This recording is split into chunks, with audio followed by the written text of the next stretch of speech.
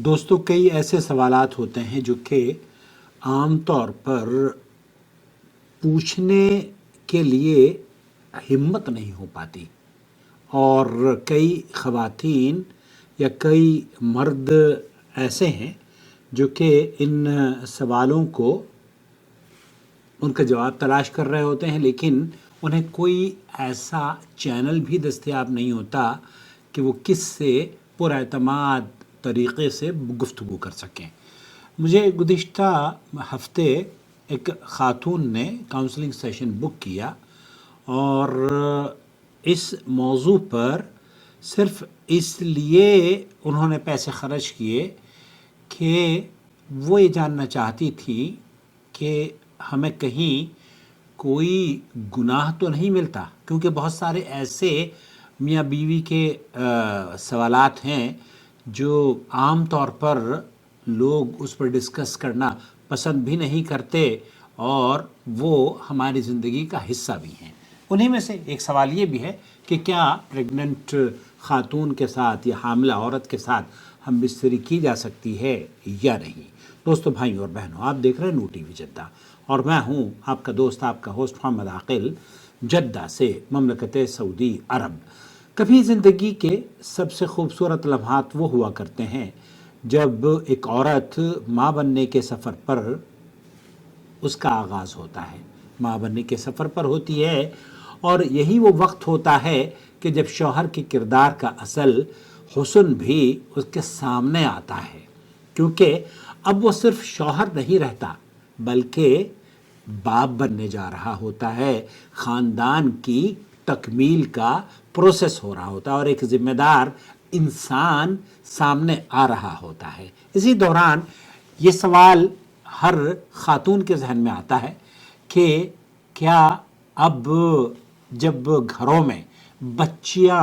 حمل سے ہوتی ہیں یا بیوی حمل سے ہے، تو ایسی صورت میں ان کے ساتھ کیا جماع کیا جا سکتا ہے؟ اور بہت سارے لوگ اس سوال کا جواب تلاش کرتے ہوئے اس ناچیز تک پہنچ جاتے ہیں، اور وہ اس بات کا اظہار کرتے ہیں کہ چونکہ آپ کے چینل پر ہمیں تسلی بخش جواب مل جاتا ہے، اس لیے ہم یہ چاہتے ہیں کہ اس چینل کو آپ ان لوگوں تک اس مسئلے کو پہنچانے کا سبب بنیں جو کہ بہت سارے افراط و تفریط کا شکار ہیں۔ جی ہاں، دیکھیے، اسلام ایک مکمل دین ہے اور متوازن دین ہے۔ یہ نہ صرف انسان کی ضرورت کو سمجھتا ہے بلکہ اس کی حفاظت بھی کرتا ہے، اور اس کے حقوق کی ادائیگی کے لیے، چاہے وہ مرد ہو یا خواتین ہوں، دونوں کے لیے یکساں تحفظ فراہم کرتا ہے۔ شریعت کا یہ اصول ہے کہ حاملہ بیوی سے جماع کرنا بالکل جائز ہے، ممانعت کی کوئی دلیل نہیں ہے۔ قرآن و سنت میں کوئی حکم نہ قرآن کریم کی آیت میں ہے اور نہ ہی نبی کریم صلی اللہ علیہ وسلم کی احادیث میں ہمیں یہ ملتا ہے کہ بیوی اگر پریگننٹ ہے تو اس کے ساتھ ہم بستری نہیں کی جا سکتی۔ لیکن اللہ کے رسول صلی اللہ علیہ وسلم کی یہ حدیث آپ کی خدمت میں پیش کرنا چاہتا ہوں، جس میں آپ علیہ الصلوۃ والسلام نے فرمایا، ابن ماجہ کی روایت، لا ضرر ولا ضرار، یعنی کہ نہ خود نقصان اٹھاؤ اور نہ کسی کو نقصان پہنچاؤ یا نقصان پہنچانے کا سبب اور ذریعہ بنو۔ یہ بہت خوبصورت ایک ایسا قاعدہ اللہ کے رسول صلی اللہ علیہ وسلم نے بیان فرمایا ہے کہ اگر آپ اس پر عمل کریں گے، آپ کے میاں بیوی کے تعلقات ہوں، رشتہ داریاں ہوں، سب متوازن ہو جائیں گے۔ یعنی اگر کسی بھی وقت بیوی کی صحت کو یا بچی کی سلامتی کو خطرہ ہو تو رک جانا ہی تقوی ہے، رک جانا ہی محبت ہے، اور رک جانا ہی شریعت کی روح اور شریعت کی منشا ہے۔ اور ذرا نبی کریم صلی اللہ علیہ وسلم کی اس تعلیم کو بھی آپ سنیے جو گھروں کو جنت بنا دے گی۔ جی ہاں، آپ علیہ الصلوۃ والسلام نے فرمایا، خیرکم خیرکم لأہلہ وانا خیرکم لأہلی، تم میں سے بہتر وہ ہے جو اپنے گھر والوں کے لیے بہتر ہو، اور میں تم میں سب سے زیادہ اپنے گھر والوں کے لیے بہتر ہوں۔ سوچئے، ذرا اس حدیث پر غور کیجئے، نبی کریم صلی اللہ علیہ وسلم نے بہترین ہونے کا معیار کیا بتایا؟ نمازوں کی کثرت، روزہ رکھنے والا یا راتوں کو جاگنے والا تہجد گزار شخص نہیں، بلکہ اللہ کے رسول صلی اللہ علیہ وسلم نے فرمایا تم میں سب سے زیادہ بہتر وہ ہے جو اپنے گھر والوں کے لیے بہتر ہے۔ اور ایک مقام پر نبی کریم صلی اللہ علیہ وسلم نے فرمایا استوصوا بالنساء خیرا، عورتوں کے ساتھ بھلائی کی وصیت قبول کرو۔ بخاری اور مسلم کی روایت۔ یہ وہ دین ہے جو عورت کو تکلیف دینے کو نہیں بلکہ اس کی حفاظت کرنے کو ایمان کا حصہ قرار دیتا ہے۔ آپ اگر مرد ہیں، آپ اگر شوہر ہیں بیوی کے، آپ اپنی بیوی سے محبت کرتے ہیں تو اس کے دکھ میں، اس کے سکھ میں صرف یہ نہیں ہونا چاہیے کہ جناب مجھے تو لذت، مجھے تو میری شہوت اس بات کی اجازت دیتی ہے کہ میں اپنی مردانگی کو لوگوں پر ظاہر کروں، خاص طور پر عورتوں کے ساتھ اس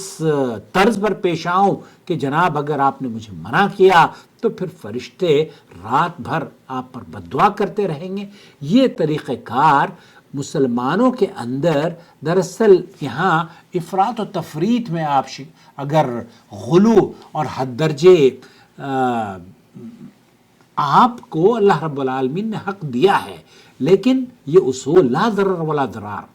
آپ نقصان، شیخ محمد بن صالح عثیمین سے پوچھا گیا کہ اگر بیوی حاملہ ہو تو اس کے ساتھ جماع کیا جا سکتا ہے، مستری کی جا سکتی ہے؟ شیخ نے فرمایا بالکل کی جا سکتی ہے، لیکن اگر بچے کو یا اس بیوی کو، اس عورت کو کسی طرح کا خدشہ، نقصان، خطرہ اور تکلیف پہنچتی ہو تو آپ شوہر محترم کیا اس کے شوہر اس لیے ہیں کہ آپ اسے تکلیف پہنچائیں، یا اس کے شوہر اس لیے ہیں کہ آپ اس کے لیے راحت اور محبت کا سما پیدا کر سکیں؟ دوستو، بھائی اور بہنوں، ہم اللہ تعالیٰ نے رجال قوامون علی النساء یہ ضرور فرمایا ہے، لیکن اس کا یہ مطلب نہیں ہے کہ ہم ہر چیز پر سختی اور عورتوں یا کسی اور دوسرے لوگوں کے لیے بھی مشقت اور تکلیف اور آزمائش اور امتحان کا سبب بنے۔ اپنی ہی بیوی سے اگر آپ کو محبت ہے تو اس کی صحت کا خیال رکھیے۔ حاملہ بیوی سے جمع کرنا جائز تو ہے، لیکن اسلام کا حسن یہ ہے کہ وہ ہمیں یہ سکھاتا ہے کہ نقصان سے بچاؤ، عورت کی قدر کرو اور اپنے گھر والوں کے ساتھ بہترین اخلاق اختیار کرو، جیسے کہ اللہ کے رسول صلی اللہ علیہ وسلم کی سیرت مبارکہ سے ہمیں ملتی ہے۔ کیونکہ نکاح صرف ایک تعلق نہیں، یہ ایک امانت ہے، اور اس امانت کا سب سے خوبصورت حق محبت، رحمت اور احساس ہے۔ اس رشتے کا جو خوبصورت پہلو ہے وہ یہی کہ آپ اپنی بیوی کا خیال رکھیں، اور وہ سب سے زیادہ اس بات کی حقدار ہے جبکہ اس کے پیٹ میں آپ کا بچہ پروان چڑھ رہا ہے کہ آپ اس کے ساتھ حسن سلوک سے پیش آئیں، اسے تکلیف نہ دیں، الفاظ بھی چن چن کر اس کی شان میں یا اس کے سامنے ادا کریں تاکہ اس کی پیشانی پر شکن یا اس کو تکلیف نہ دیں، اور بلکہ اس کی پیشانی پر بوسہ دے کر اسے راحت کا سبب بنائے۔ آمین یا رب العالمین۔ والسلام علیکم ورحمۃ اللہ وبرکاتہ۔